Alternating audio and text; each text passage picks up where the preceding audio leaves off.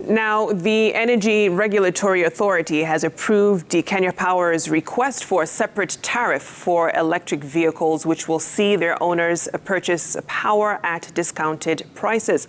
According to Kenya Power, electric vehicles users will be paying 17 shillings for a unit of electricity compared to 27 shillings for a unit of power for domestic users. And as Faisal Ahmed tells us, this will be a shot in the arm for the growing interest and investment in the EV space. Vehicle users in the country will soon start benefiting from cheaper power rates after Kenya Power's bid to the energy regulator was passed, seeking to reduce the cost of charging vehicles. Dr. Jeremiah Kiplagat, director at the Institute of Energy, which heads the innovation wing of Kenya Power, says that the power prices for electric cars charging stations have been reduced to 17 shillings per unit compared to 27 shillings per unit that domestic users pay. Further, during off-peak hours, the cost has been slashed to 9 shillings per unit. EPRA considered our proposal, and we have a tariff of 17 shillings during peak time, and that there is a benefit during off-peak, which is half that rate. Because actually what we want is to move people so that when you are parking your vehicle at night, you are at the same time charging it, and Kiplagat further says that this will allow the power distributor not only to sell more power, but also reduce the country's carbon footprint. By doing that, we'll be contributing away in the green agenda and also growing our sales, which eventually will lead to lower cost of power. Industry players say that the government need to do more to encourage the switch to electric mobility by waiving taxes on vehicles as they are expensive to acquire in the first place.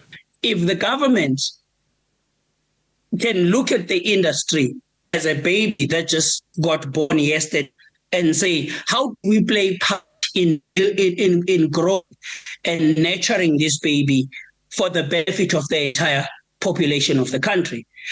With the oil industry, African governments never had an opportunity to be participators in the production of oil and the entire supply chain. But with EV, if governments do triple P agreements with manufacturers and say, if you're going to put this infrastructure, we need a cut. We're going to go in, we'll provide this to you and this and that. And then the players come and say, we're providing this and this. They work together with governments. When the time comes that the button is pressed that no more combustion engines on the road, all petrols, the government will be making more revenue from charging than a lot of other things that they will be doing. According to Embasava chairman Benson Wanyoike, who acquired 4 electric buses for his fleet earlier today, the move will help in reducing the cost of operations for his business as electricity is much cheaper than fuel.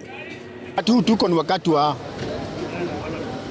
ugumu sana kwa maneno ya mafuta. Na stima saa hii ukichaji hizi buses, stima iko chini kuliko kununua diesel. Kwa hivyo katika hali ya cost effectiveness ni kitu mzuri.